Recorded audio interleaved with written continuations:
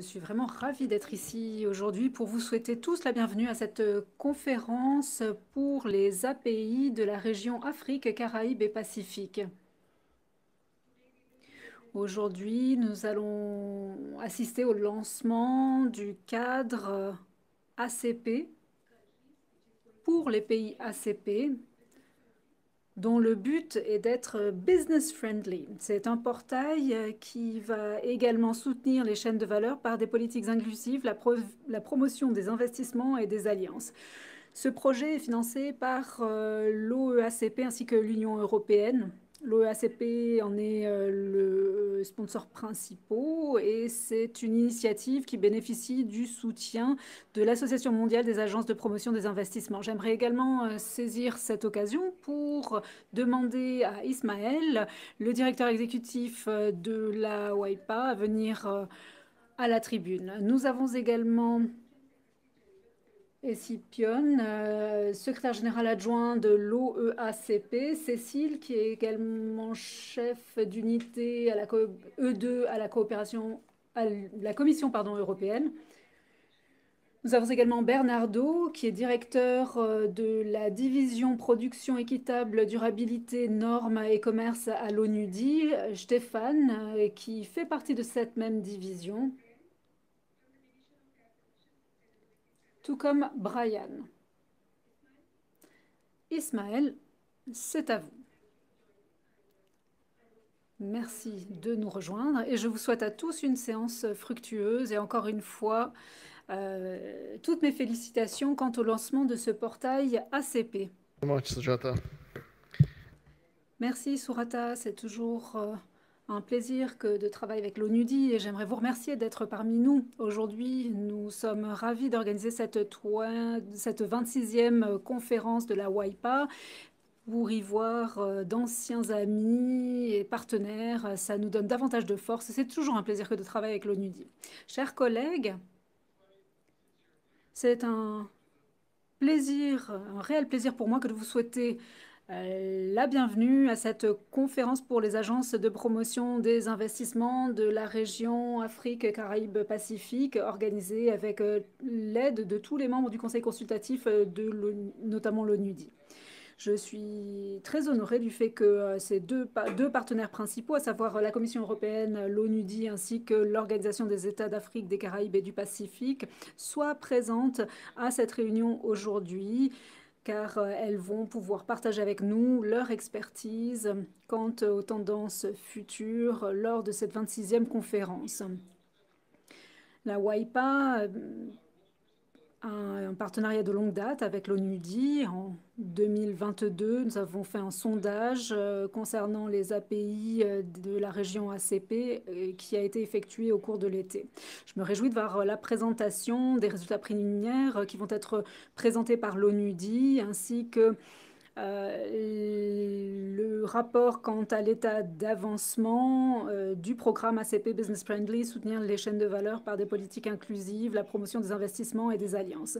Et je suis ravie de voir le lancement du portail ACP en ligne qui va aider les efforts de mobilisation de ressources dans la région ACP. J'aimerais remercier l'ONUDI ainsi que les collègues pour la confiance qu'ils ont investie dans la WIPA et je vous souhaite une séance fructueuse. Alors, j'invite en fait Madame Cécile Billot, chef de l'unité E2 à la Commission européenne, Direction générale INTPA. Merci Ismaël et merci de m'avoir invité. Je suis ravie d'être ici et je me réjouis d'en savoir plus de la part de Stéphane quant aux nouveaux outils dont nous disposons. Je suis ravie d'être ici avec Escipion Ismaël, l'ONUDI, pour présenter ce programme que nous avons développé, financé, sur lequel nous travaillons ensemble. En effet, c'est un programme très important que d'aider les investissements, les PME et la création de chaînes de valeur. C'est quelque chose qui nous tient à cœur.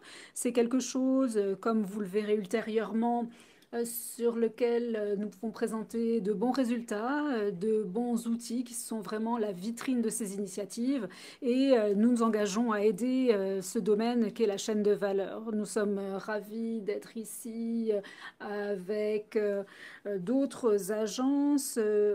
En effet, le travail que vous faites avec les agences de promotion des investissements est important. Nous vous apportons une assistance technique avec des outils que vous pouvez utiliser, et vous qui êtes les acteurs clés de l'investissement pour que ces investissements parviennent dans les pays qui sont nos partenaires. Alors, ce qui est également important, par ailleurs, c'est d'attirer les investissements, bien sûr, de faire en sorte qu'ils arrivent aux petites et moyennes entreprises, qu'ils arrivent à la chaîne de valeur, mais il y a également les conditions du climat d'investissement. Et ce que l'on entend beaucoup de la part de nos partenaires entreprises, c'est qu'il faut avoir le bon climat, les bonnes conditions pour pouvoir investir, pour pouvoir mettre de l'argent sur la table. Il faut donc les outils et savoir où aider avec ses propres investissements, mais il faut les conditions propices à l'investissement grâce à des réformes. Et ça fait vraiment partie de l'aide que l'on peut apporter à la promotion des investissements, l'aide que l'on peut apporter aux agences de promotion des investissements dans les pays ACP. On a travaillé à ce partenariat dans bon nombre de pays. Nous avons, à titre d'exemple, travaillé en Éthiopie. On a aidé un investisseur stratégique à faire en sorte que les opérations se maintiennent dans le pays, mais il y a bien d'autres exemples, bien d'autres secteurs dans lesquels nous travaillons. La raison pour laquelle nous sommes ici aujourd'hui, ce sont ces deux axes de travail sur lesquels œuvre le programme, à savoir la plateforme Invest in ACP. Je l'ai regardé, je l'ai testé en ligne encore ce matin et je trouve ça extraordinaire car nous avons des informations très ciblées sur des projets, des produits qui cherchent des investissements. C'est très intuitif, ça crée un lien avec la communauté de l'investissement. C'est un outil qu'elles peuvent utiliser pour acheminer leur financement. Et c'est très important pour nous à l'UE. On travaille de plus en plus avec les institutions de financement pour apporter notre coopération financière à des pays tiers par le biais de garanties de financement. Et ces institutions sont des partenaires clés dans cette entreprise. Ça va durer, cela va perdurer. Nous avons un fonds pour le développement durable en particulier et on a de plus en plus d'appels à propositions étant donné que ce type d'outils permettant la promotion des investissements, permettant le travail avec les acteurs privés dans nos pays partenaires va croissant. C'est très important car à l'UE, nous voulons travailler et aider les investissements dans les domaines de l'infrastructure, de la santé numérique. Nous avons mis sur pied des stratégies en la matière pour essayer de promouvoir les investissements au niveau européen pour aider ce type d'investissement. Et donc cette plateforme est excellente, elle aide les PME, elle permet de canaliser les investissements et aider les institutions financières. Ismaël l'a évoqué, il y a les résultats d'un sondage. De mon point de vue, je me réjouis d'en savoir plus quant aux obstacles auxquels sont confrontés les API sur le terrain, quelles sont les connaissances que l'on peut tirer de ce sondage pour mieux comprendre les goulets d'étranglement, les opportunités et les défis qui s'offrent à vous. Je suis donc ravie d'être là et je me réjouis d'en savoir plus. Je crois que je vais m'en tenir là et donner la parole à Escipion, qui est juste à côté de moi. Thank you very much, Cécile. Merci Cécile. C'est un réel plaisir pour nous que d'être parmi tant d'amis. Cécile, Bernardo, Ismaël, que nous avons rencontrés en Turquie à l'époque où j'avais encore des cheveux, Stéphane et Brian, avec lesquels nous avons travaillé. Alors, pour ceux d'entre vous qui ne connaissaient pas l'OEACP, nous sommes l'Organisation des États d'Afrique, des Caraïbes et du Pacifique. Moi, je viens du C, des Caraïbes. Je représente Son Excellence, notre secrétaire général, qui vient d'Angola et qui nous a quittés pour participer à un autre événement. Il ne pouvait donc pas être ici aujourd'hui. Nous avons été créés en 1975. Et nous comptons 79 pays qui œuvrent ensemble pour créer un monde meilleur. Alors, vous ne nous connaissez peut-être pas, nous sommes le secret le mieux gardé du développement. C'est ce que je dis bien souvent. Or, on a connu bon nombre de réussites comme aujourd'hui, notamment grâce à l'UE qui a été notre partenaire dès le début. Et nous travaillons ensemble, main dans la main. La plateforme que nous allons vous présenter aujourd'hui et le programme ACP Business Friendly font partie d'une stratégie globale portant sur plus de 600 millions d'euros mis en œuvre avec plus de 20 pays et bon nombre de partenaires, notamment la Banque mondiale, l'ONUDI, mais également la CNUSED, le BIT, Comensa. Et en fait, hier, nous avons lancé un forum de l'innovation Comensa. J'y ai participé depuis ma chambre d'hôtel. Grâce à la technologie, on travaille avec des comités économiques régionaux, notamment la CEDEAO, CARICOM, entre autres. Donc nous travaillons vraiment avec toutes ces organisations pour aider nos pays. Notre slogan, c'est d'aider le développement financier durable, aider les pays à s'insérer dans les chaînes de valeur mondiales pour participer à l'économie mondiale avec pour objectif de réduire et, in fine, d'éradiquer la pauvreté dans nos pays. Donc, ce que l'on souhaite faire, c'est atteindre l'ODD numéro 1. Et nous sommes ravis d'être ici avec nos amis de WIPA, de l'Union européenne, de l'ONUDI, sans oublier les autres partenaires de ce programme, la Banque mondiale et le CCI. On essaie d'adopter une approche cohérente. Comme Brian me l'a dit au cours du déjeuner, ou plutôt c'était Stéphane qui me l'a dit au cours du déjeuner. Au début, c'était compliqué. C'est toujours le cas. En effet, il nous a fallu nous réunir, on a dû discuter de bon nombre de choses. C'est pas toujours facile de se coordonner. Mais ce qui nous aide, c'est que l'on a tous le même objectif, à savoir aider nos peuples. On travaille pour les PME, pour qu'elles aient une meilleure vie, qu'elles s'insèrent dans les chaînes de valeur mondiales. On aide les entreprises. Et les agences de promotion des investissements jouent un rôle majeur dans nos pays à ce titre. Nous sommes vraiment ravis de voir que nos pays ont puissent saisir les occasions offertes par cette plateforme. Ça leur permettra de conquérir des marchés. Nous espérons que cette plateforme fera du continent africain une réalité en termes de marché. On travaille en étroite collaboration avec l'Union africaine, entre autres, pour créer un grand marché caribéen aussi. Alors bien évidemment, moi je viens de la République dominicaine. Il est plus facile pour moi de venir ici que d'aller à la Barbade. Et on espère que cela changera à l'avenir. On travaillera à cette fin. J'aimerais juste dire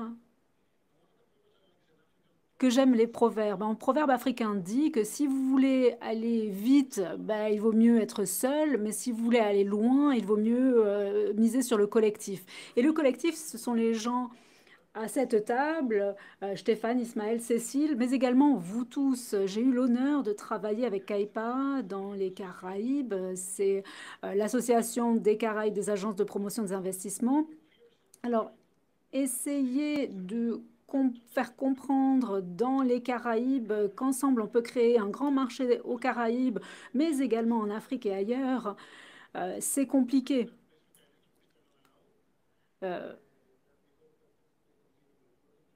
On espère pouvoir continuer à travailler ensemble avec Madame Paz Velasco, avec qui je parle au téléphone parfois le samedi et le dimanche, même si on me dit que c'est du harcèlement.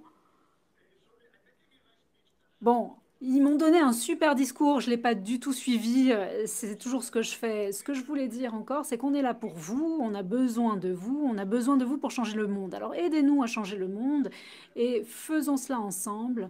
Et en attendons ce que les collègues ont à dire quant à cette plateforme. On espère qu'il y aura des investissements, que les gens auront une vie plus heureuse, plus prospère et plus pacifique par le biais des investissements, de la participation du secteur privé et le dialogue. J'espère que vous avez compris mon mauvais anglais. Je ne suis pas un anglophone. Gracias a todos. Obrigado. Merci, shukran.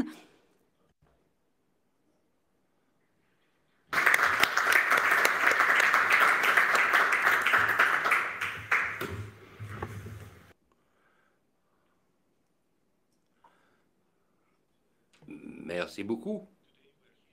Et nous sommes en train de célébrer aujourd'hui, je ne vois plus Ismaël, mais je voulais fêter cette excellente collaboration que nous avons avec WIPA et souligner le fait que nous sommes réunis tous ensemble. C'est un plaisir de voir une salle pleine d'amis et de personnes qui ont les mêmes objectifs, ce qui est un ballon d'oxygène après avoir traité de la richesse individuelle. Nous parlons de la numérisation, mais c'est un aspect fondamental. Et ici, de nouveau, et mes remerciements à Ismaël pour cette excellente organisation de la conférence, également pour le partenariat. Et aujourd'hui, nous sommes très heureux de pouvoir célébrer certains des résultats du programme. Et pour l'ONUDI, ce programme ACPS que nous avons débattu pendant longtemps et qui est maintenant arrivé à maturité, un programme qui est extrêmement bénéfique. D'abord, c'est un partenariat avec d'autres organisations internationales telles que le TIC, la Banque mondiale, et a toujours été un défi de pouvoir lancer cette coopération et reste un défi dans de nombreux aspects, mais nous pouvons travailler ensemble et stratégique pour l'ONUDI parce que nous traitons des questions fondamentales. Et ce qu'il me plaît dans ce programme est que au moment où nous avons développé ces outils mondiaux, nous avons travaillé concrètement sur des aspects pratiques.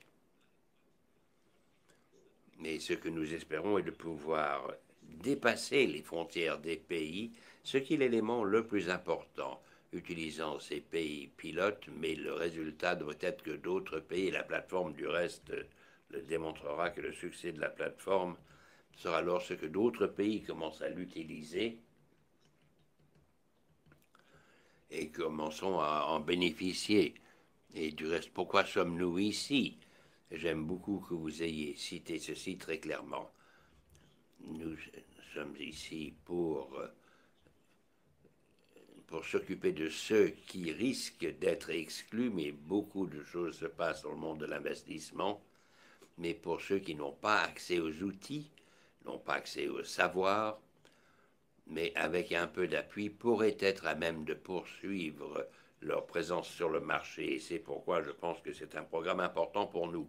Nous avons travaillé avec les différentes institutions. Je ne vais pas rentrer dans le détail sur le sondage, une excellente collaboration. Nous aurons un groupe sur la numérisation et la numérisation des API qui méritent une discussion approfondie et nous verrons comment pouvoir les appuyer au sein du programme. Et nous avons même quelques témoignages après que je me serai exprimé, donc je vais peut-être avancer rapidement.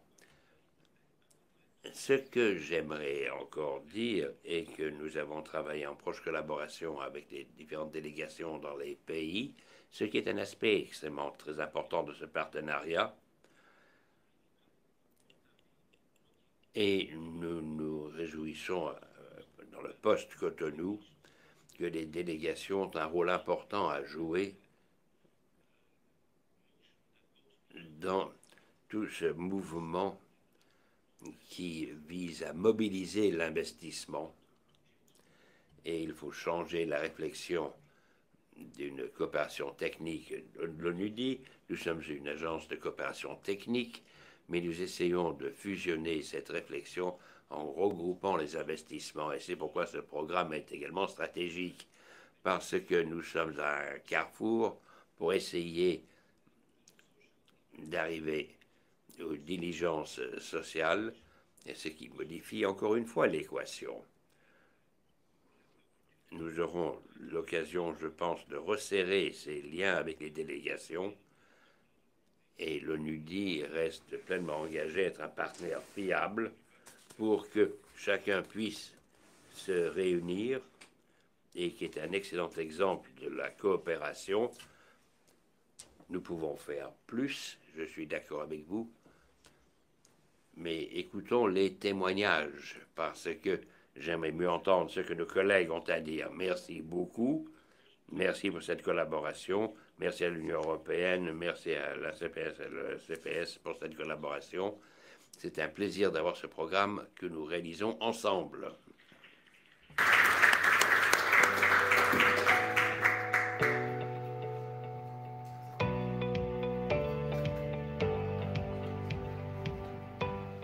Hola, mi nombre es Viviana Ribeiro y me desempeño. Mon nom est Riviero, directeur exécutif du Centre d'exportation de la République dominicaine, Pro Dominicana.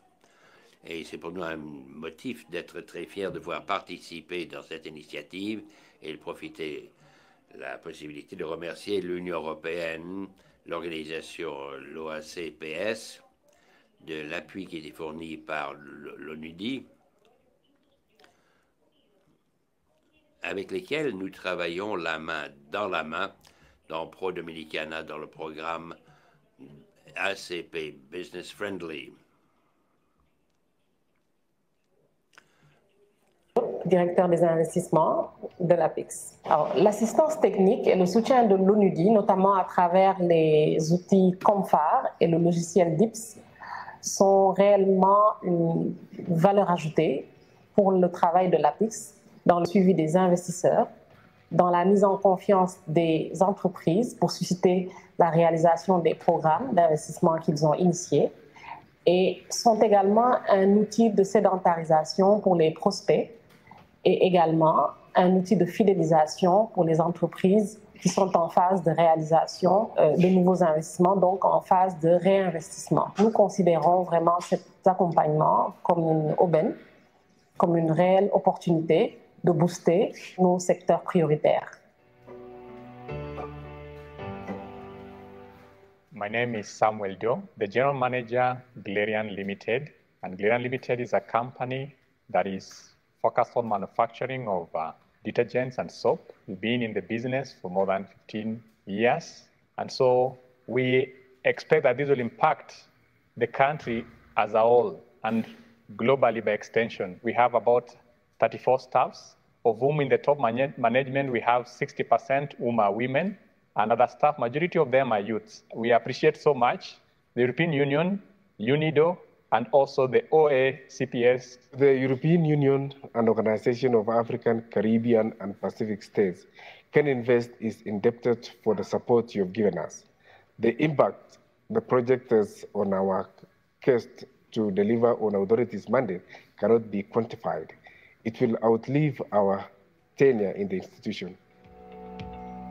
The ACP program is really changing our working culture in EIC because currently we are working on the investor-oriented manner. All the system is allowing us to have a validated data, which will also allow us to easily communicate with our investors. That is creating a proactive problem solving for EIC, which we didn't have in the previous environment. With the promotion part, we are also narrowing down the information gap. It's making our potential to be visible for the investors. And that is really a big changer for the EIC. Le programme ACP Business Friendly soutient le mandat général de l'Agence de promotion des petites et moyennes entreprises. Suite aux interventions de projets, nous sommes mieux outillés pour accompagner les promoteurs dans la recherche de financement de leurs investissements. Les entreprises sont demanderesses de ce soutien pour bénéficier de ces instruments de financement du haut du bilan. c'est une alternative pour contourner les contraintes de garantie et de maturité des prêts dans les crédits bancaires classiques. Il est question, grâce aux interventions du programme, d'attirer davantage des flux d'investissement nationaux et internationaux.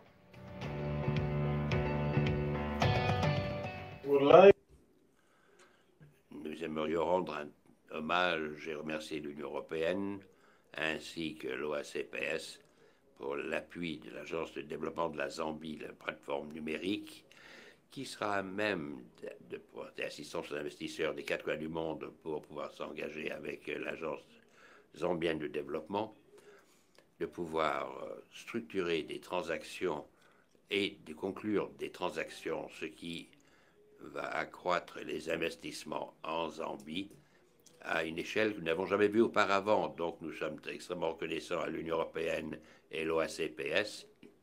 Des messages du nouveau gouvernement ciblent sur le commerce et l'investissement, et la fête de votre collaboration avec le ZDA est un élément clé, et nous disons merci.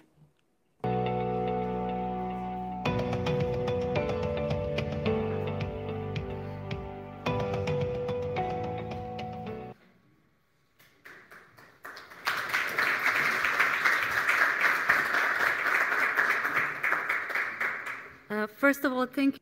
Merci beaucoup pour ces aimables propos, M. Phil, M. Sean et M. Fernando. Et nous aimerions également accueillir M. Stéphane Kratch, responsable du développement industriel, département de technologie, numérisation et innovation à l'ONUDI. Donc, bienvenue, et nous nous réjouissons de vous écouter. Thank you very much. Merci beaucoup.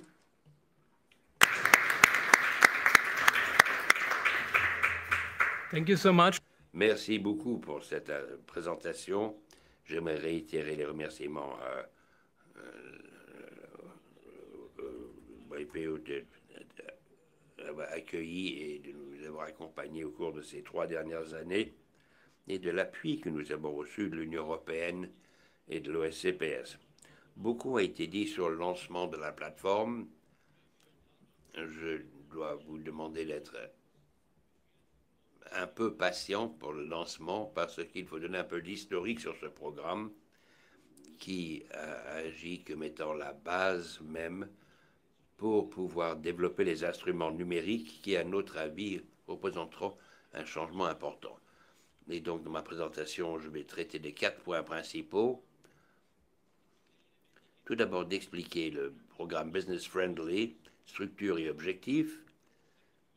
Puis, en deuxième phase, de donner une vue d'ensemble de l'avancement du programme. Troisième partie parlera des sondages WIPA ONUDI que nous avons avec les API. Beaucoup d'entre vous avaient participé dans un questionnaire qui s'est avéré être assez long. Donc déjà, merci beaucoup de votre collaboration. Et dernier groupe, conclusion et étape à venir. Donc très succinctement, vous avez la brochure avec vous. En fait, vous avez 2 brochures avec vous. Un qui s'appelle sur le programme d'ensemble, qui vous montre la nature intégrée des 3 agences, Banque mondiale, et travaillant sur ce programme très important. Deuxième brochure cible plus particulièrement la composante MESO, dont l'ONUDI a la responsabilité. Quelques paramètres. C'est un programme qui a commencé en février 2019. Nous savons tous ce qui s'est passé en 2020. Nous avons eu une phase d'inception assez longue. Donc, mes remerciements pour votre patience. Nous avons accordé un délai additionnel pour pouvoir réunir les informations nécessaires pour pouvoir déployer une bonne application. Le programme est prévu de se terminer le 31 décembre 2025 et certains autres niveaux se termineront en 2024. Le programme est intitulé ACP Business Friendly, pour promotion de l'investissement par les alliances. L'un des objectifs clés est de pouvoir travailler aux 3 différents niveaux, politique, institutionnel et l'entreprise, à pouvoir fournir un appui holistique pour améliorer le climat d'investissement. Il est très clair que tous ces différents niveaux doivent être intégrés verticalement pour être efficaces et de pouvoir apporter une véritable différence pour des investisseurs dans les pays ACP. Et ici, nous sommes extrêmement reconnaissants à nos partenaires d'avoir établi le travail de politique, le groupe Banque mondiale et l'ITC travaillant avec les différentes entreprises, associations d'agriculteurs. L'ONUDI travaille au niveau méso, c'est-à-dire essentiellement avec les API, mais également les institutions de promotion des investissements, agences de promotion des PMA, et l'agence du Cameroun, que nous venons d'entendre, ainsi que d'autres associations privées.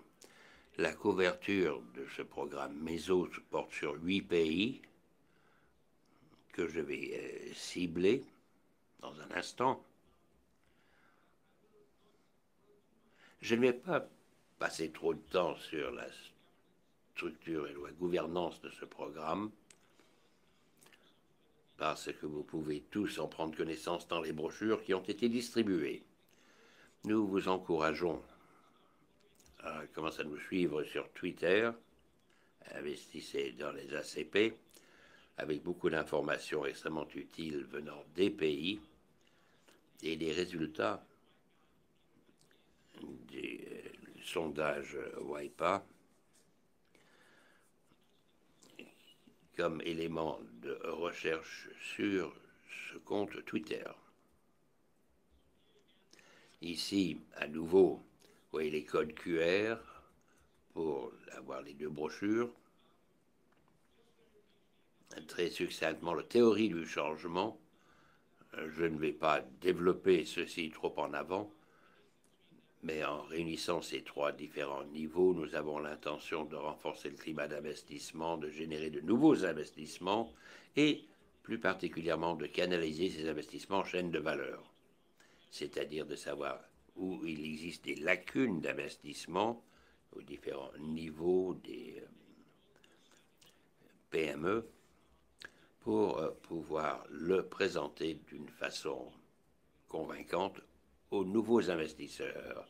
L'approche de l'ONUDI dans cet appui suit 2 flux principaux.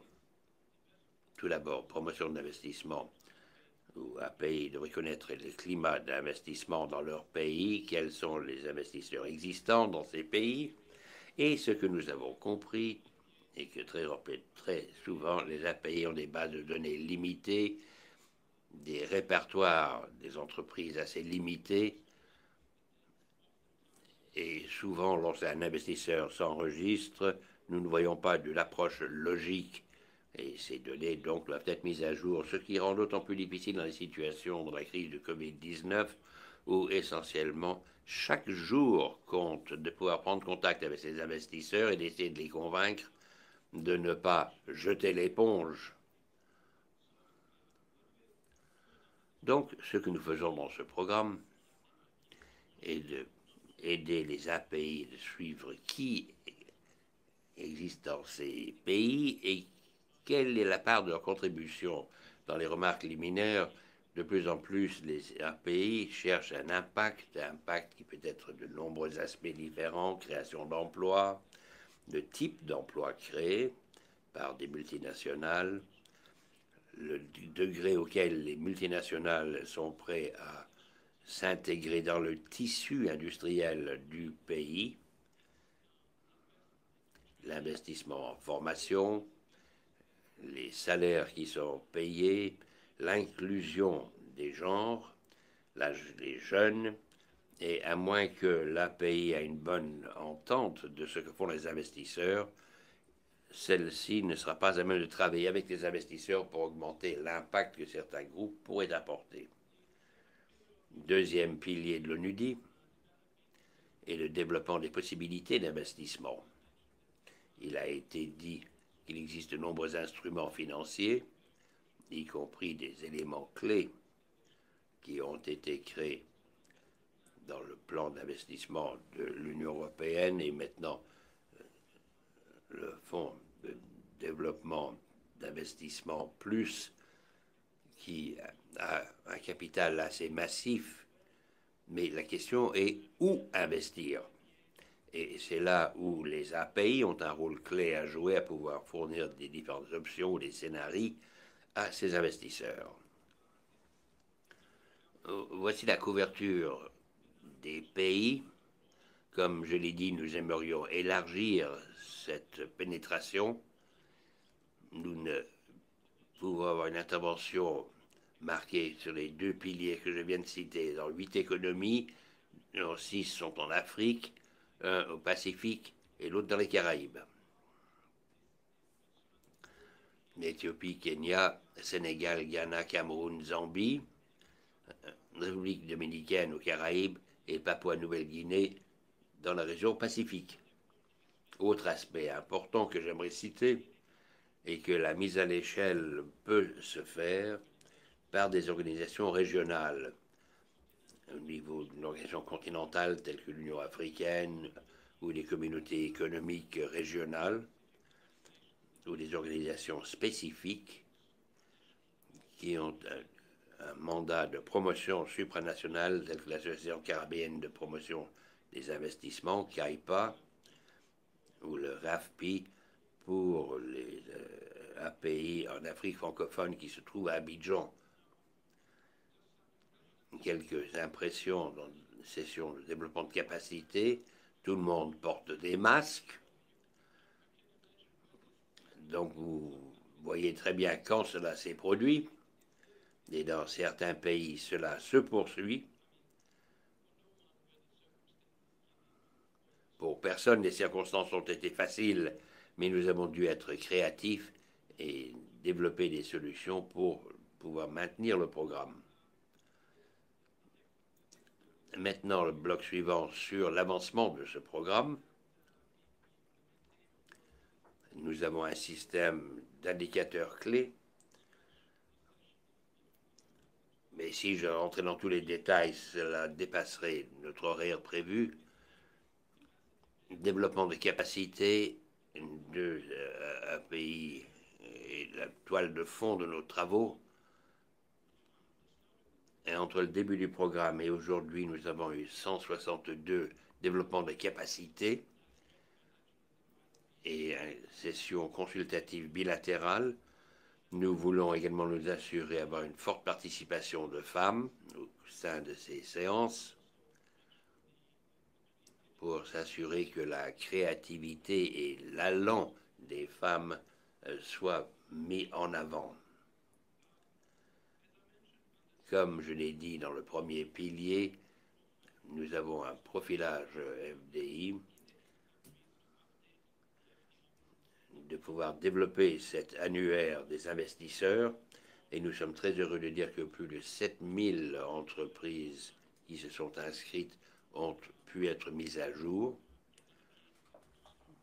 et que nous pouvons maintenant travailler, l'API peut maintenant commencer à travailler certains secteurs de ces investisseurs. Nous avons également sur la plateforme actuellement presque 100 utilisateurs actifs. En lançant la plateforme aujourd'hui, ceci n'est pas tout à fait exact parce que la plateforme a déjà été en partie déployée et c'est pourquoi nous avons eu ces témoignages qui parlaient de DIBS et de la plateforme que vous venez de voir. Maintenant, quelques chiffres. Les API prennent contact avec des investisseurs existants. Ceci est suivi mois par mois avec les API qui ont lancé les appels téléphoniques en fonction des listes qui ont été mises à disposition. Et nous avons pu voir que dans certains cas, il n'y avait que 30 ou 50% des appels établis avec un véritable investisseur à l'autre bout. Un exercice assez difficile, mais nous n'avons pas pu trouver d'autres moyens. beaucoup d'investisseurs, de ce que nous entendons des API. Ceci est extrêmement intéressant. Je n'ai pas beaucoup entendu des API depuis mon inscription, donc merci d'avoir repris contact et d'avoir validé le fait que mon entreprise existe toujours. Comme je dis, 7803 qui sont inscrits dans le système avec un dépistage plus approfondi. Ta mère est en salle et a joué un rôle clé dans ces activités. Et nous avons actuellement 2296 entreprises qui sont mises à jour avec des courriers électroniques, donc une base pour pouvoir générer des sondages, d'avoir un retour d'informations de ces investisseurs et ceux qui veulent faire. Maintenant, deuxième pilier sur le développement de nouvelles possibilités d'investissement, ou nouveaux projets d'investissement en fonction de ce programme. Vous verrez ceci sur le portique. 716 possibilités d'investissement qui sont affichées sur le portique. Certains pays ont allé de l'avant, l'Éthiopie, la Tanzanie, la République dominicaine, Zambie, Sénégal et beaucoup d'autres pays disent nous aimerions poursuivre ce travail parce que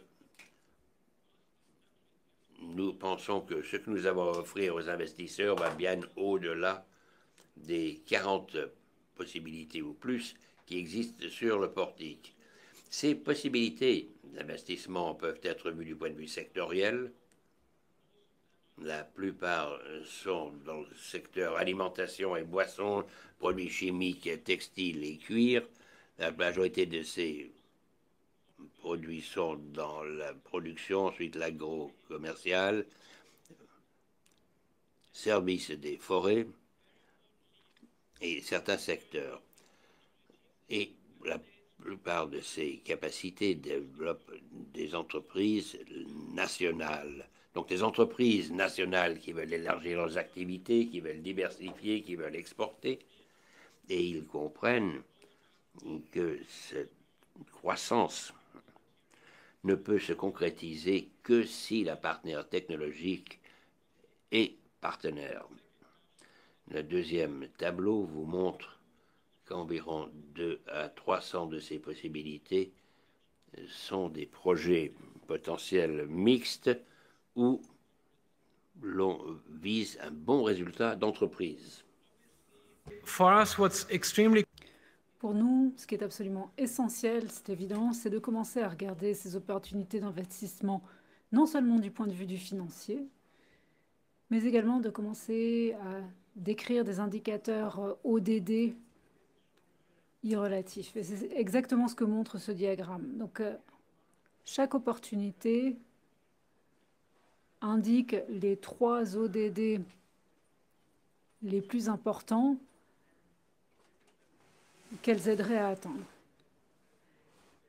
C'est un outil intéressant pour les API qui peuvent dire moi j'aimerais promouvoir les investissements verts et donc je vais promouvoir les opportunités liées à l'assainissement, l'eau potable, le changement climatique, etc. Nous avons commencé à rajouter des marqueurs femmes et jeunes. En effet, nous pensons que cela fait une différence si l'entrepreneur est une entrepreneuse ou si l'entrepreneur est jeune. En effet, certains investisseurs recherchent ce type d'opportunité d'investissement. Ils regardent leurs investissements avec un prisme de genre ou de groupe d'âge. Dernière diapositive que je vais vous montrer. Comment est-ce que tout ceci s'intègre ensemble? Eh bien, par le Business Friendly Program, nous avons beaucoup investi. Nous avons essayé de qualifier la demande en investissement, notamment de la part des PME. Nous avons intégré les institutions qui sont au volant, qui sont aux commandes. Je pense que c'est un élément important.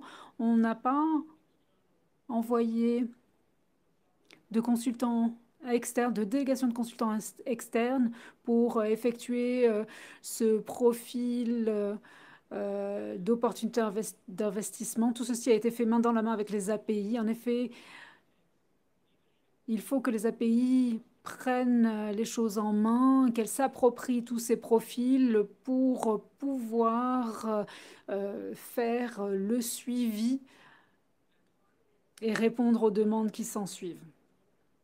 Maintenant, l'étape suivante, et c'est la raison pour laquelle nous sommes ravis que Cécile a mentionné la nouvelle fenêtre EFSD+, il faut lier cela à l'offre en capital, les investisseurs à impact, les investisseurs dans les pays, qui sont des groupes parfois négligés, les chambres de commerce étrangères, les organisations européennes. Ces investisseurs sont déjà dans le pays, donc cela ne requiert pas nécessairement de les persuader pour étendre leurs activités. Ils connaissent le climat économique, ils voient certes les défis, mais aussi les opportunités. Donc travaillons avec ces groupes d'investisseurs déjà existants. Et puis, il y a également d'autres groupes comme les investisseurs issus de la diaspora et toutes ces choses sur lesquelles travaille l'OECP ou l'OEACP. Je passe maintenant au troisième bloc, à savoir les résultats liminaires du sondage WIPA-ONUDI. Ce sondage a été entrepris en juillet et août. Encore une fois, je remercie WIPA pour son aide. C'est WIPA qui nous a fourni des listes d'API. Andreas Forma, qui n'est malheureusement pas ici, a été absolument essentiel car il nous a beaucoup aidé avec ce projet. Nous avons reçu 63 réponses d'un échantillon représentatif de 130 API ou IPI dans la région ACP. Ceci comprend spécifiquement des API de niveau national, mais également infranational. On le voit au milieu avec le type d'institution. NIPA, c'est Agence nationale de promotion des investissements. Et SIPA, ce sont les agences infranationales de promotion des investissements. Je vais vous montrer dans un instant que leurs besoins en matière de renforcement des capacités sont énormes. Alors bien évidemment, nous faisons en sorte d'avoir des PMA dans le groupe pour que ressortent leurs difficultés bien particulières. La première question qu'on leur a demandé, c'est quel est votre mandat principal? Qu'est-ce que vous devriez faire avant tout en tant qu'API de la région ACP? Les données ici que vous voyez à l'écran confirment le mandat typique d'une API, réforme du climat d'investissement. Beaucoup d'API participent à des groupes de consultation, à des dialogues entre le secteur public et le secteur privé. Ils font rapport à leur ministère de tutelle, font du plaidoyer en vue d'une réforme des conditions d'investissement. 9,1 API sur 10 font de la promotion des IDE. Et ce qui est très intéressant, c'est qu'elles font aussi de la promotion des investissements directs domestiques. Et je dirais que c'est assez intéressant comme résultat. Depuis que je travaille sur les API, j'ai l'impression que c'est grâce à des plateformes comme la WIPA qu'on voit à quel point il est important d'aider les investisseurs nationaux. Et c'est exactement ce que montre ce chiffre, puisqu'ils viennent directement après les IDE. Pays les plus ciblés, eh bien, l'on voit que beaucoup ciblent la Chine. C'est l'un des 5 pays principalement ciblés par les API, suivi par d'autres pays asiatiques, mais également les pays européens et les Amériques, donc les États-Unis, l'Allemagne, la France et les autres économies européennes qui restent très importantes aux yeux des API. Ce qui nous semble intéressant, c'est que c'est un programme qui concerne la région ACP. Or, une très petite proportion d'API cible de manière active les investisseurs d'autres pays africains, des Caraïbes ou du Pacifique. Donc, le ciblage intra-ACP n'est pas très prononcé dans l'échantillon. C'est dommage. En effet, bon nombre des investisseurs africains investissant dans les pays africains pourraient être ciblés, et puis les conditions d'investissement ne sont pas si différentes que cela. Il y a une certaine proximité culturelle. Alors comment est-ce que l'API peut traduire cela avec des stratégies de ciblage plus innovantes? API et suivi de l'impact. On a demandé aux API, qu'est-ce que vous souhaitez obtenir de la part d'un investisseur? Qu'est-ce qu'un investisseur doit apporter à vos économies? Et ce que l'on voit, c'est que c'est des emplois, des emplois, des emplois. Le score le plus important, c'est la création d'emplois.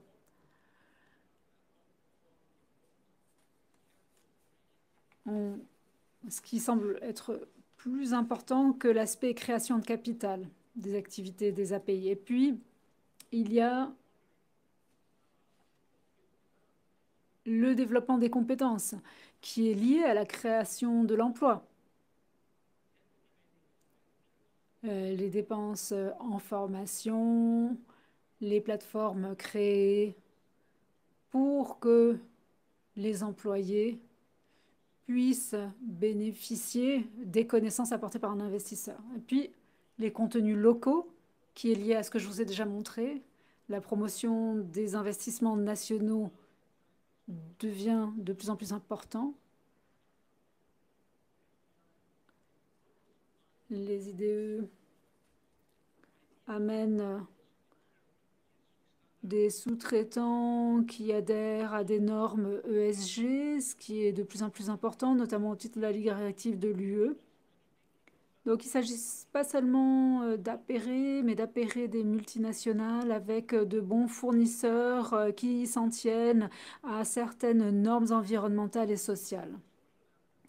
Voici pour les aspects sociaux. Maintenant, en vert, vous avez les aspects environnementaux qui viennent immédiatement derrière. Donc, économie circulaire, énergie renouvelable, réduction des déchets, voilà le genre de questions auxquelles les API s'attendent à ce que les investisseurs tiennent compte. Alors, dans ce questionnaire, on a posé la question de l'impact de la COVID-19. En effet, la presse dit partout que le numérique a connu un essor durant la pandémie de Covid-19. On s'est demandé ce que cela voulait dire pour les API elles-mêmes. Ce dont on s'est rendu compte, c'est qu'il ne fait aucun doute que les API de l'ACP reconnaissent que l'impact de la Covid-19 a accéléré l'adoption des nouvelles technologies, avec 98% qui ont dit oui, un peu ou beaucoup. Deuxièmement, les mêmes API se sont rendus compte que ce n'était pas une tendance temporaire, que cette tendance était là pour rester et que ça allait peut-être davantage s'exacerber. Donc on voit que 62% des API partent du principe que le numérique, que le rythme du numérique, de l'adoption du numérique va s'accroître. On a également demandé à ces API si dans leur fonction, dans leur gouvernance, quels sont les domaines qu'elles souhaitent informatiser en premier. C'est une question importante car les budgets ne sont pas illimités. Les API doivent donc procéder à des arbitrages. Donc on a posé ces questions. Il fallait qu'elles donnent un score de 1 à 10. Et on s'est rendu compte que la fonction suivi et évaluation relative aux investisseurs et au type d'impact qu'un investisseur a apporté à un pays, c'est ce qui arrive en numéro 1, suivi par la fonction conseil politique, les registres informatiques, la facilitation numérique, le ciblage et le suivi. On a voulu approfondir la question des technologies. Quelles sont les technologies qui devraient tirer ces changements? Et donc, on a demandé toute une liste de choses, chatbot, B2B numérique, visite sur site numérique, gestion des événements, carte GPS, impact, métavers. Et donc, on s'est rendu compte que s'agissant du numérique, les API sont plutôt conservatrices. Elles cherchent des moyens traditionnels de collecte de données, inscription en ligne, mais ce qui est encore plus intéressant, donc il s'agit de fonctions plutôt basiques. Ce qui nous a davantage surpris encore, c'est que 50% des API n'utilisent aucun de ces instruments assez basiques. Et ce qui nous surprend, c'est que 44% des API n'ont jamais fait de collecte de données en ligne auprès de leurs investisseurs. Elles n'ont jamais organisé ou maintenu un registre en ligne, ni même fait du suivi en ligne. Ce sont des informations assez intéressantes à exploiter à l'avenir. Alors, à quel point les API sont-elles préparées aux futures technologies? Ce qui nous inquiète, c'est qu'elles ne semblent pas l'être vraiment très bien.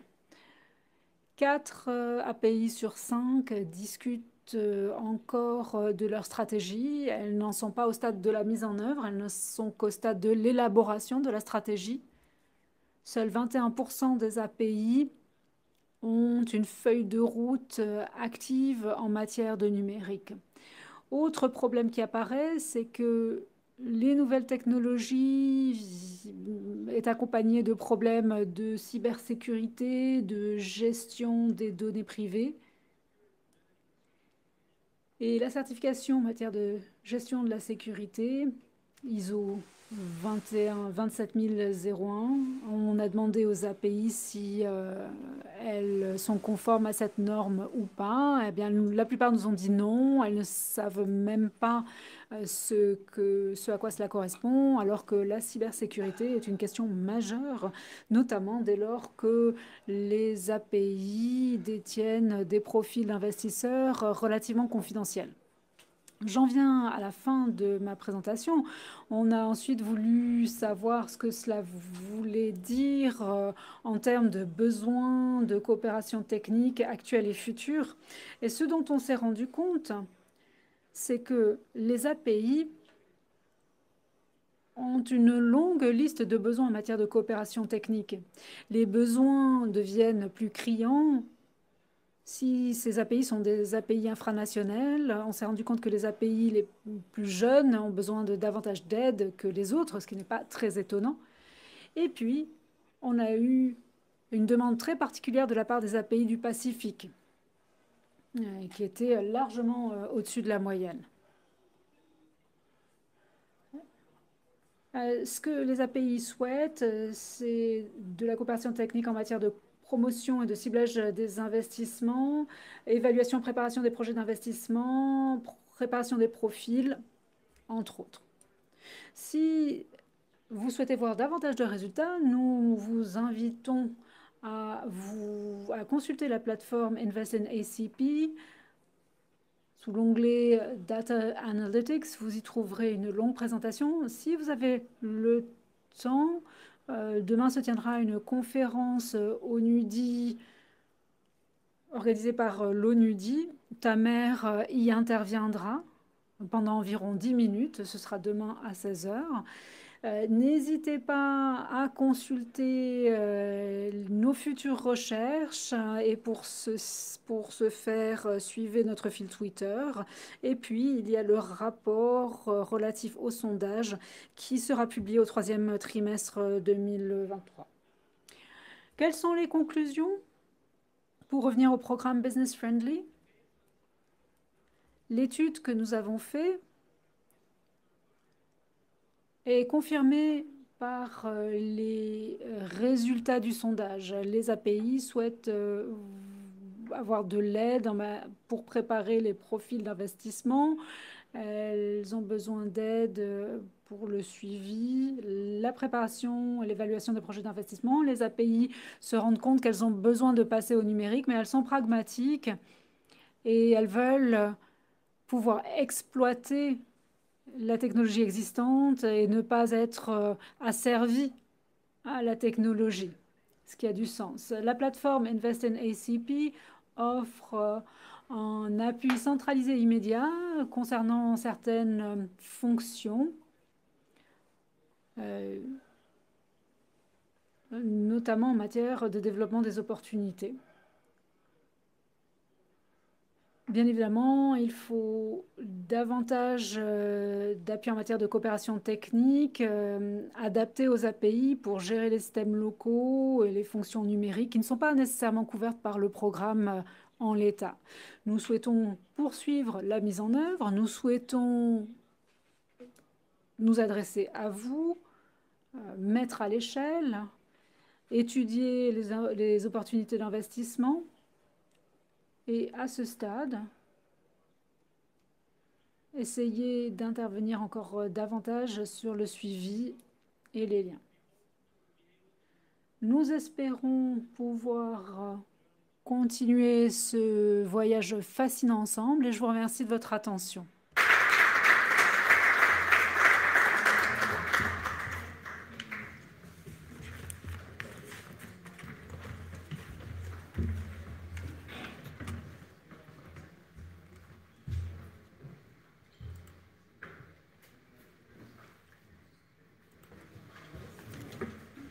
Thank you very much, Stéphane. Merci Stéphane. Nous avons avec nous Brian Portelli, qui est conseiller en chef aux divisions de l'innovation et de la technologie de l'ONUDI. Vous avez la parole. Bonjour à tous, mesdames et messieurs.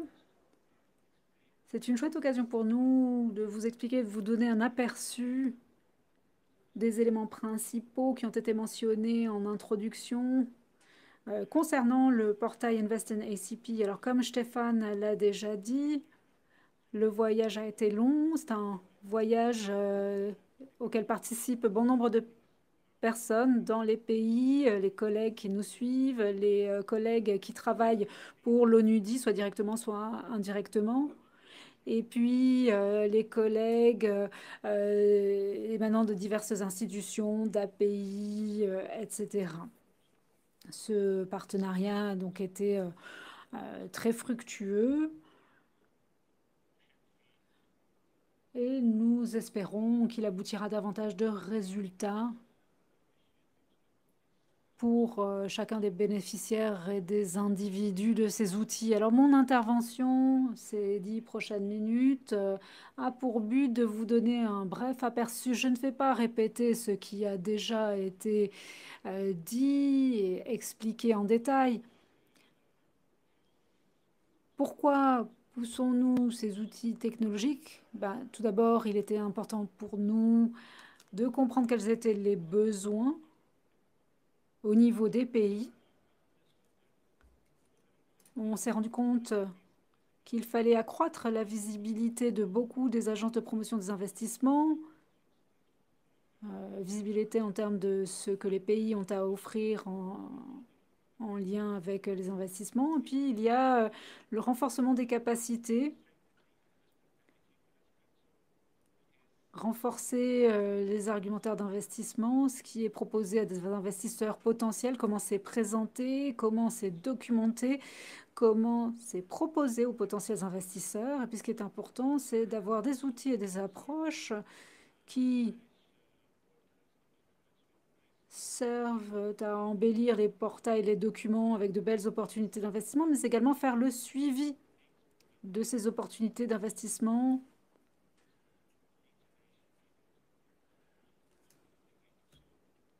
et donc,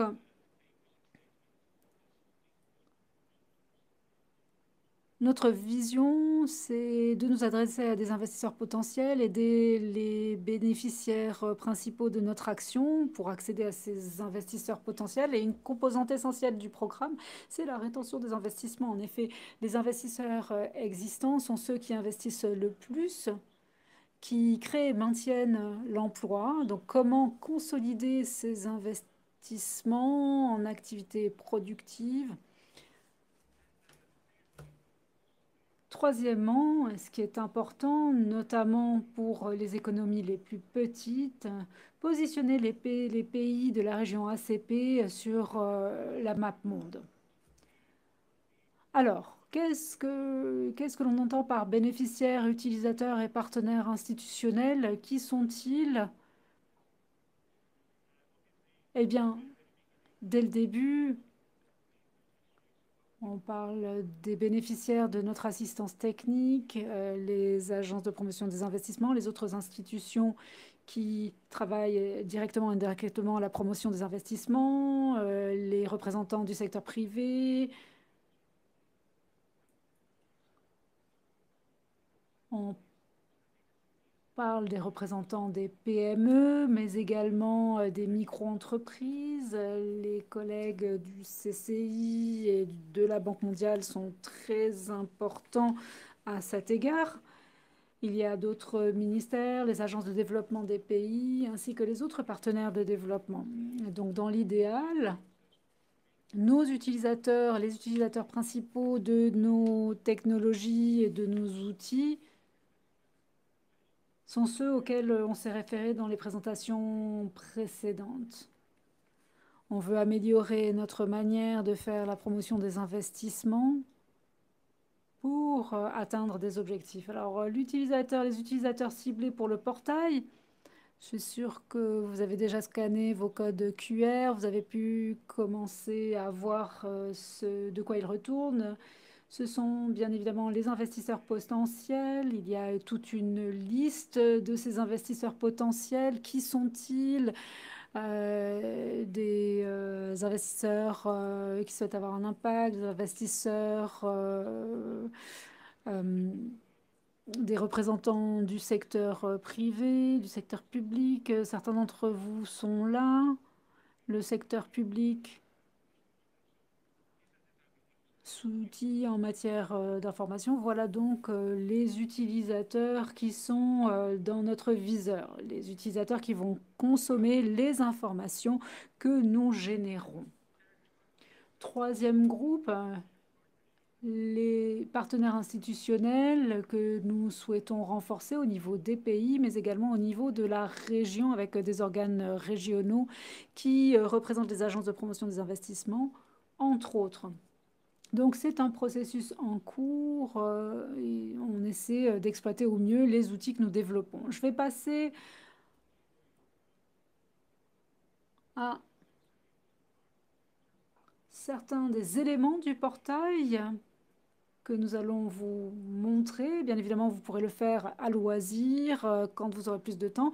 Je souhaitais juste mettre en exergue certains éléments principaux qui sont très important, tout du moins de notre point de vue. Ce portail existe pour offrir des informations quant aux opportunités d'investissement ainsi que des informations relatives aux investisseurs. On met l'accent sur les opportunités d'investissement. Je vais vous dire ce que l'on entend par là et je vais vous dire comment on fait ce travail. On donne des informations quant aux agences de promotion des investissements, mais également les autres entités qui offrent des services aux investisseurs actuels et potentiels. Et puis, il y a une partie qui comprend des informations que l'on collecte en matière de chaînes de valeur et d'opérateurs des chaînes de valeur. Et puis, il y a l'analyse du travail que nous sommes en train de faire. Alors, côté projet, je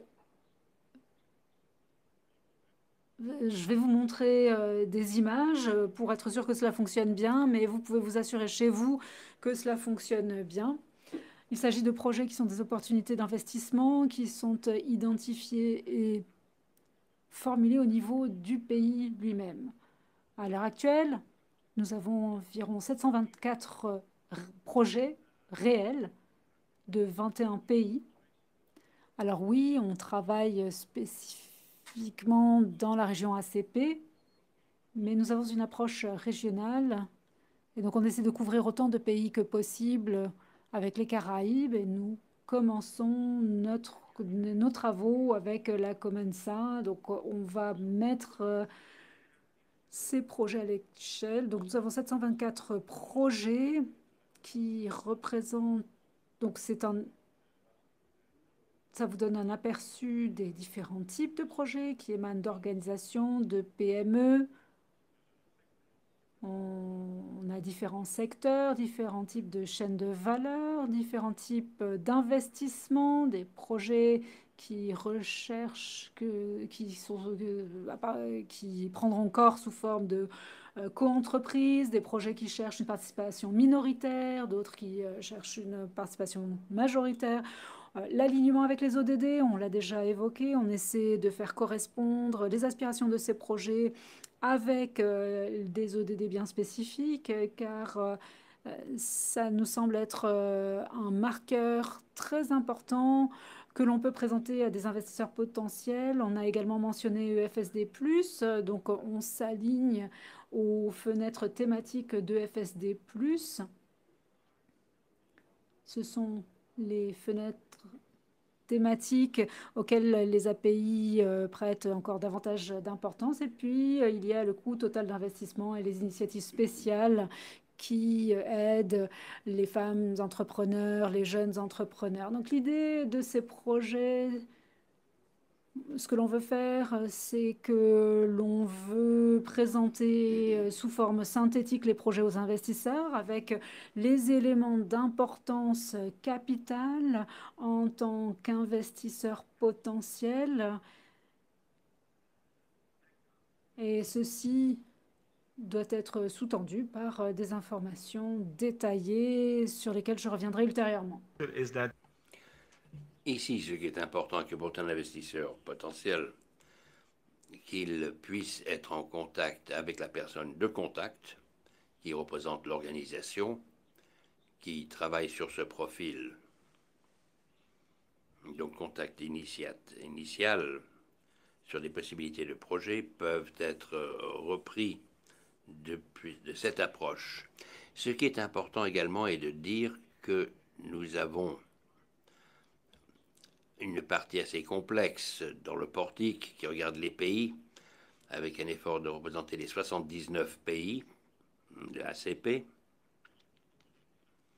Et dans les pays, nous parlons de différents projets relèvent de ce pays, quelles sont les institutions, quelles sont les API qui s'en occupent. Et dans cette vision, il est donc très important de pouvoir fournir une page d'accueil où les informations de contact peuvent être obtenues sur un pays donné qui réalise le projet d'investissement. J'ai également parlé des chaînes de valeur. Il est important d'en parler parce que c'est un lien important entre le méso et le macro. Et ici, nous développons les capacités des campagnes dans des pays clés où nous évaluons les besoins d'investissement, café, mode, noix de coco et autres. Et il est donc très important dans les analyses d'obtenir toutes les informations qui ont été présentées au cours de la séance précédente sont reprises ici. Ici, c'est la partie où ceci sera calculé dans le temps afin de pouvoir maintenir le contact avec l'évolution du projet. Ce qui est important est de garder à l'esprit que vous comprendrez aisément que plus de 700 projets dans 21 pays représentent beaucoup de travail qui est facilité par une solution de repris que nous avons développée, qui fait partie du profilage d'investissement que nous sommes en train d'appliquer dans les différents pays. Un système qui, essentiellement, s'appelle DIPS, système de profil d'investissement, que les API utilisent, et certains d'autres l'utilisent aussi, pour fournir des services aux investisseurs existants et pouvoir identifier des possibilités de projets par le biais de ce système. C'est un moyen qui facilite un certain flux de travail, ce qui est très important.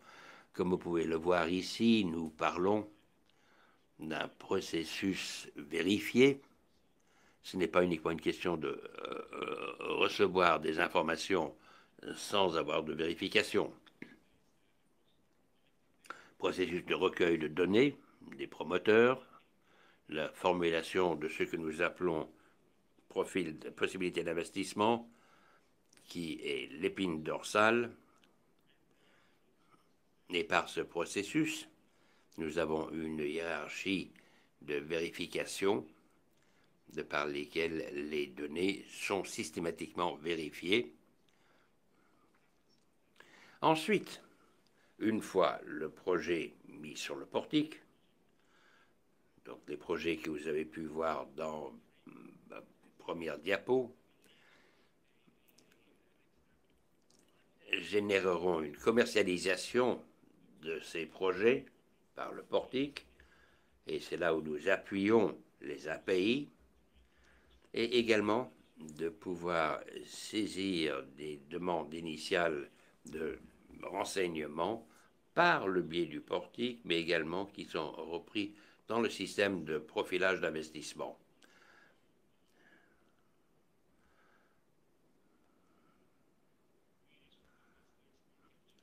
Et ici, les requêtes des investisseurs sont reprises, que chaque API peut avoir, un élément très important pour comprendre quels projets reçoivent le plus d'appréciation ou quels sont ceux qui reçoivent plus de demandes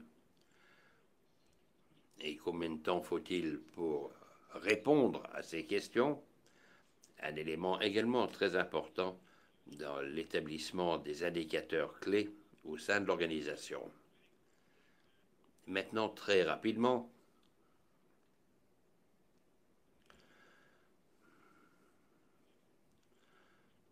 sur le profil d'investissement, nous avons parlé ce matin pendant le petit déjeuner. Nous avons des grands projets, des projets hydrologiques, des projets café, des projets alimentation pour nourrissons.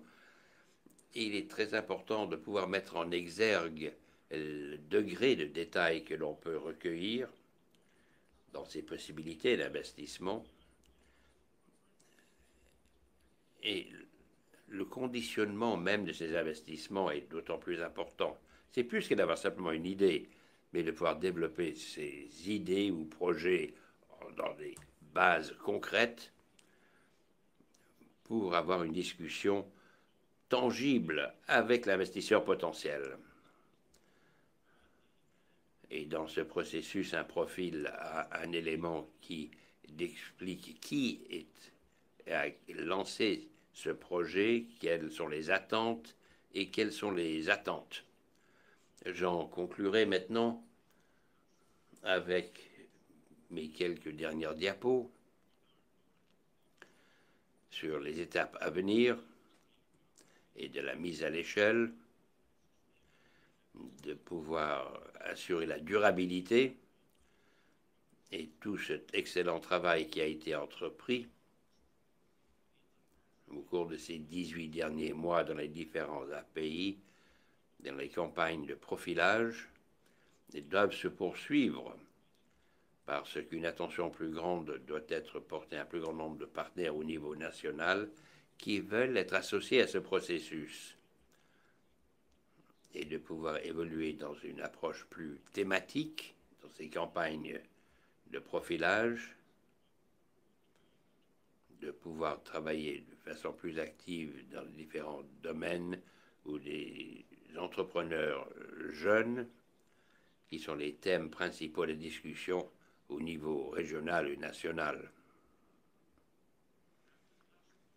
Et enfin, mais non pas le moindre, la promotion de l'investissement proactif, parce que ce n'est pas simplement de lancer un portique aujourd'hui et d'avoir 700, 800, 900, 1000 ou X projets dans le temps, et il n'y a aucune suite. Nous voulons avoir un bon renouvellement de projets qui ont une durée de vie de l'ordre de 3 mois. Et c'est pourquoi il nous faut un renouvellement de ces projets. Et donc, en conclusion, il est très important de continuer à travailler avec les API.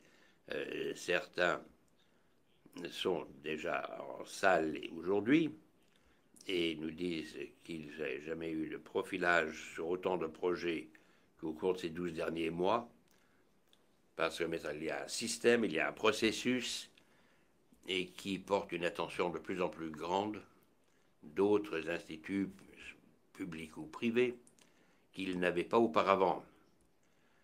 Ceci est très encourageant, et c'est pourquoi ces outils peuvent commencer à fournir des bonnes données pour les investisseurs. J'ai parlé des indicateurs clés. Nous changeons les valeurs de référence en indiquant les valeurs clés, combien de projets sont recueillis et quels sont les résultats. Quel est le montant des investissements, combien de contextes sont établis. Et ces outils donnent une contribution marquée pour définir ces indicateurs clés, pour voir comment ceci évolue. Nous donnons un appui direct aux PME. Donc ce n'est pas une question d'identifier les possibilités de projets qui émanent du secteur des PME, mais de comprendre comment ou ce que l'on peut faire avec les PME pour être prêt à recevoir ces investissements. Beaucoup de travail a été déployé dans les différents pays où nous avons des campagnes avec les PME pour convaincre certains des PME de s'éloigner des visions parce qu'ils n'ont pas la confiance. Mais l'ONUDI offre un rôle de courtier et nous travaillons pour pouvoir maintenir l'intérêt de part et d'autre de ceux qui recherchent du financement et ceux qui ont du financement, d'améliorer la communication, le message de l'investissement et de cette collaboration qui se produit au niveau national. Nous sommes en proche discussion avec l'Union européenne sur quels sont les thèmes principaux des projets qui sont mis en avant dans les projets verts, mais également dans le domaine des femmes entrepreneurs, des jeunes, de la numérisation, tous ces thèmes que certains API rencontrent pour la première fois, et comment peut-on mobiliser des investissements dans ces secteurs. Maintenant, sur les thèmes, un aspect qui doit être développé plus en avant, notamment avec l'Union européenne,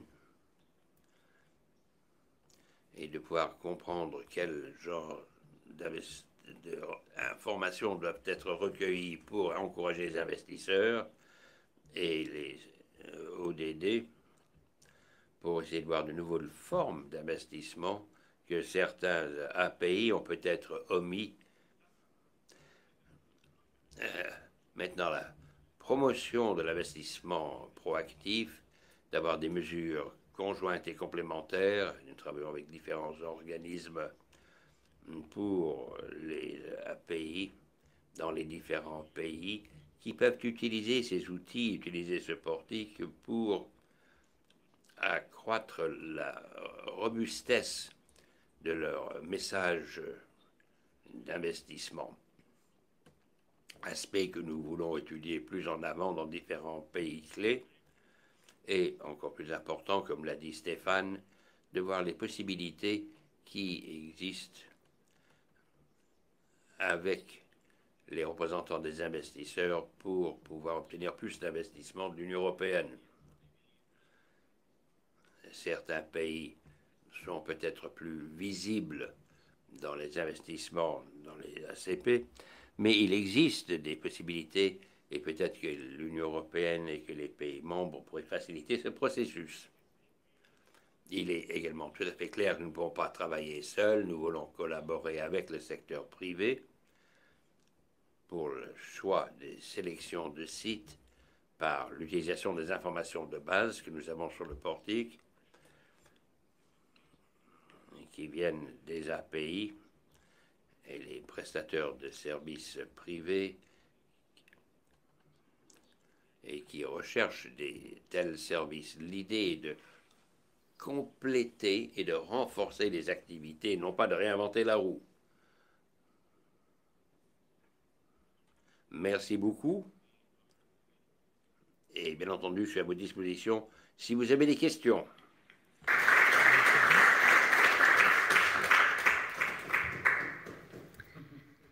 Thank you very much. Merci beaucoup, Brian. Merci à vous tous pour votre participation. Merci à NUDI pour l'excellente collaboration.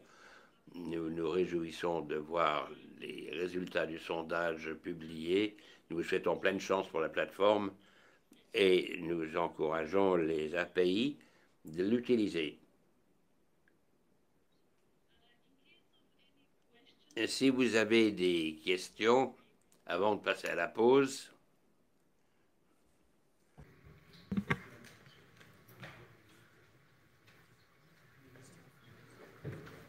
Okay, if no non, j'ai une question. Oui, bonjour. Ma question s'adresse au dernier orateur. Pour compléter ce que vous avez dit sur l'initiative du secteur privé,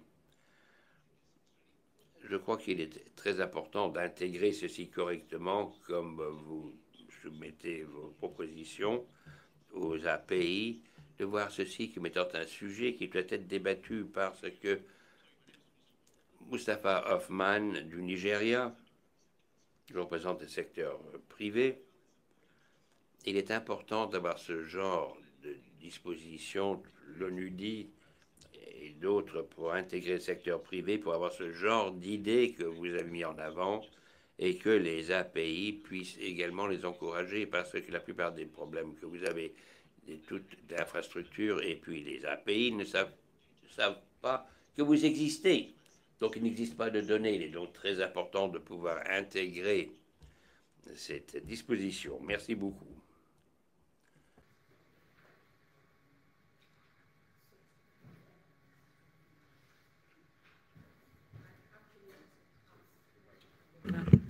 Hi, Forum ITP ONUDI Nigeria. J'aimerais essayer de répondre aux commentaires de Mustapha et j'aurais également une question.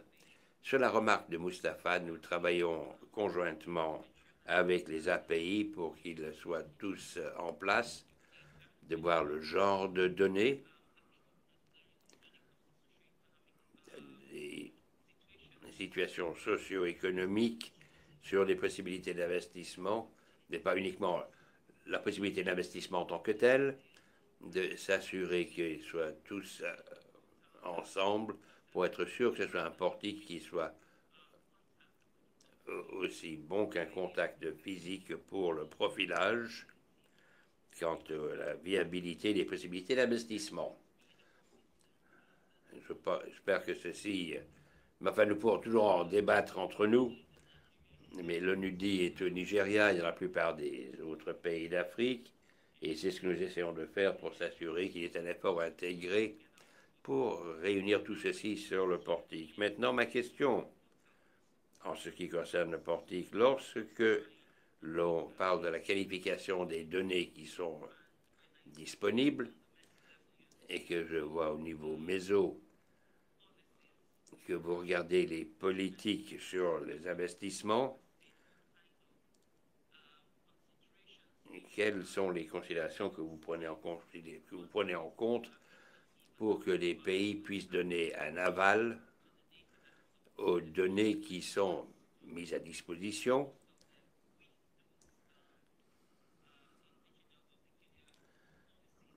avec des politiques particulières de chaque pays.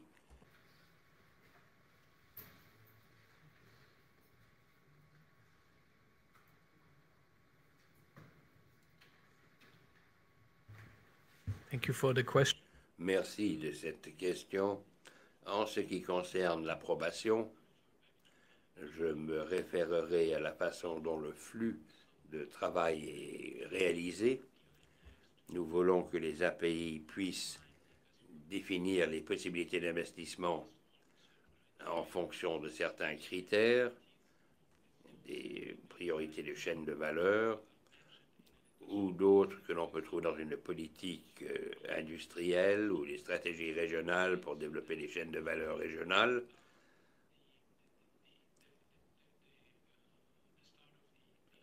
Ce qui, pour définir le début du profil d'investissement, ce n'est pas donc pas n'importe quelle possibilité d'investissement, ne pas avoir une surabondance de possibilités d'investissement sur le portique. Nous pensons donc que ce n'est pas le nombre qui compte, mais la robustesse de ce qui est proposé. Bien entendu, si nous avons le gouvernement qui donne son appui à ces investisseurs qui ont pris une mesure pour investir sur une PME nationale, ce qui est toujours dangereux parce que les opérations communes peuvent toujours être dangereuses parce que les deux partenaires doivent trouver un objectif commun avec des accords culturels, langues. Et si c'est un processus que le gouvernement hôte peut appuyer par des incitations ou même des congés fiscaux, ce qui semble être une approche innovante pour faciliter les investissements, notamment pour certains groupes d'investisseurs qui pourraient avoir un impact plus significatif que d'autres. Donc c'est un effort que nous voulons que les API puissent encourager. Et dans la conception même du programme, c'est pourquoi nous sommes en trois couches. Nous ne travaillons pas tellement au niveau politique, mais la Banque mondiale y travaille. Et si nous rencontrons une situation de ce genre, nous activerions cette couche qui est menée par la Banque mondiale pour donner un appui dans une approche holistique. Merci. I have one. Une question. Leonaut, Caribbean Export Development Agency. Sur la promotion d'investissement et des projets, vous pouvez avoir un site excellent, mais cela dépendra de ceux qui l'utilisent. Quels sont les efforts qui sont déployés pour vous assurer que les investisseurs voient ceci comme une ressource? Parce qu'il faut avoir un public qui soit convaincu pour que ceci puisse être utilisé pour définir le profil des projets. En termes de l'engagement du secteur privé pour la promotion de ce secteur, est-ce que ceci fait partie du plan ou est-ce que vous êtes en partenariat pour présenter ceci aux investisseurs potentiels? Une question à plusieurs millions de dollars. Ce qui est important à citer, et vous avez parfaitement raison, une bonne partie de ce travail n'aurait pas son succès si nous ne ciblons pas l'utilisateur final, donc le public qui doit en bénéficier. Mais nous voyons aussi que d'avoir un public captif, il faut un contenu intéressant. Et c'est là d'où nous partons pour essayer de mieux comprendre ce qui peut être acquis ou quel peut être l'élément additionnel, peut-être une information additionnelle, une analyse additionnelle sur une possibilité d'investissement qui pourrait être d'autant plus intéressant aux investisseurs. Beaucoup de travaux sont en cours, secteur public et privé, pour générer le public approprié. Mais ce que nous disons toujours, et certains des API sont ici, et ils savent ce que je suis en train de dire, nous ne pourrons pas travailler seuls. Il faut qu'il y ait un processus commun. Permettez-moi de vous aider à faire le ciblage des investissements et le travail de promotion des investissements. Quelque chose qui est très important, même au niveau de l'API, ils ne peuvent pas travailler seuls, ils doivent travailler dans un écosystème national et d'avoir une approche beaucoup moins fragmentée. Donc, travaillant sur les deux fronts en même temps, avec beaucoup de développement de partenariats et des régions.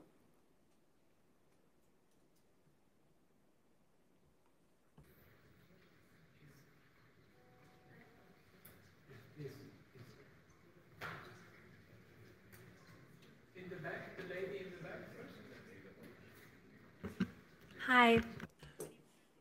Sarah Lee Saveskrivit, PNUD de New York. Brève question. Comment gérez-vous l'impact négatif pour que les impacts positifs soient maximalisés et que les impacts négatifs soient minimalisés? Parce que tout investissement a un impact positif et négatif. Et comment pouvez-vous travailler sur cette analyse?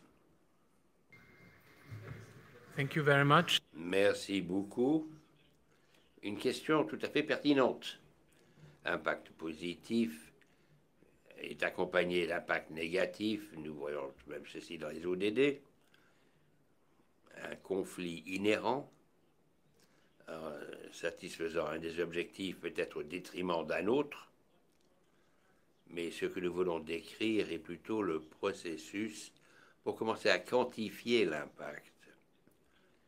Et nous nous trouvons au début de ce processus, et ce que nous voulons qu'un API puisse faire, c'est d'avoir un système CRM régulier pour comprendre à quel moment, quels sont les impacts que les investisseurs font sur l'économie.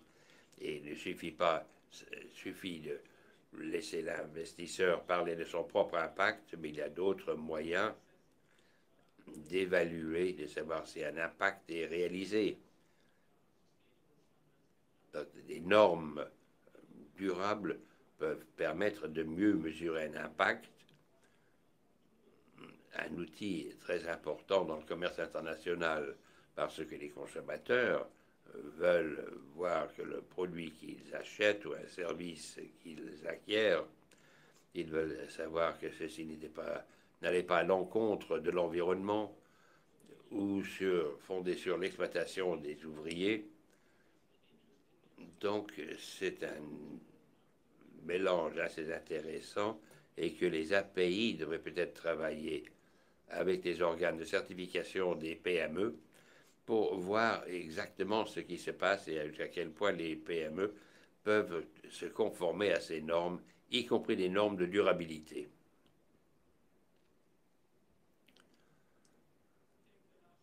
Une toute dernière question.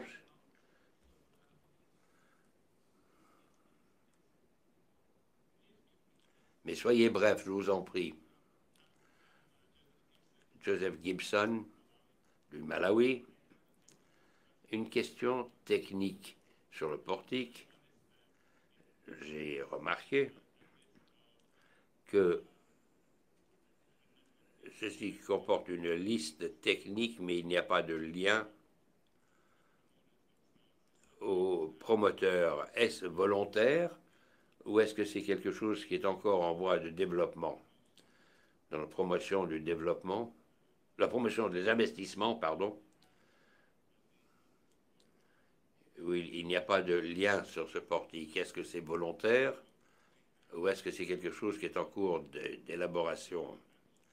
Parce que l'on trouve des documents, mais pas de lien aux différents sites web pertinents. Donc, je me demandais si c'est une question de publicité ou au contraire une décision qui a été prise pour des raisons stratégiques. tenant compte des contraintes de temps, merci de votre question.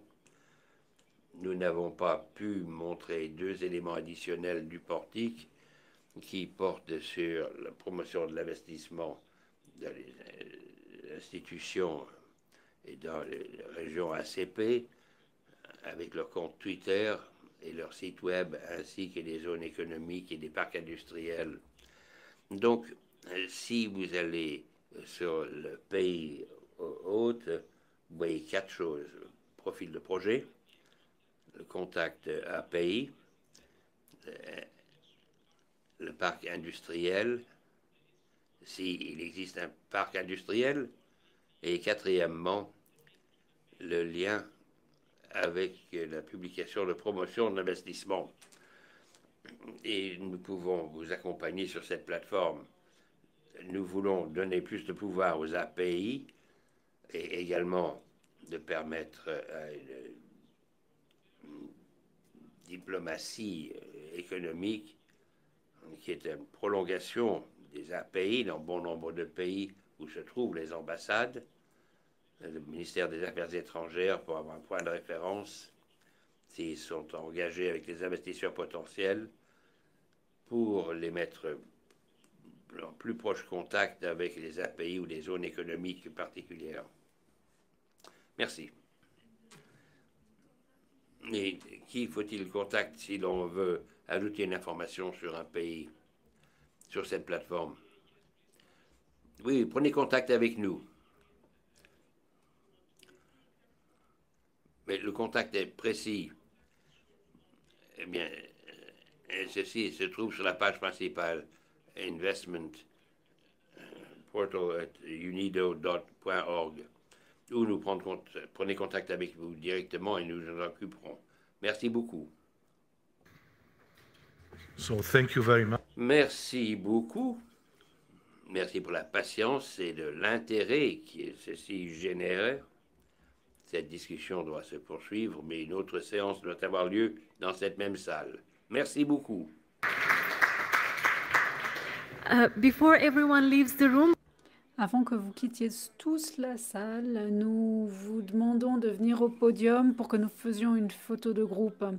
Et si quelqu'un souhaite laisser sa carte de visite, nous les récupérons au niveau de la porte.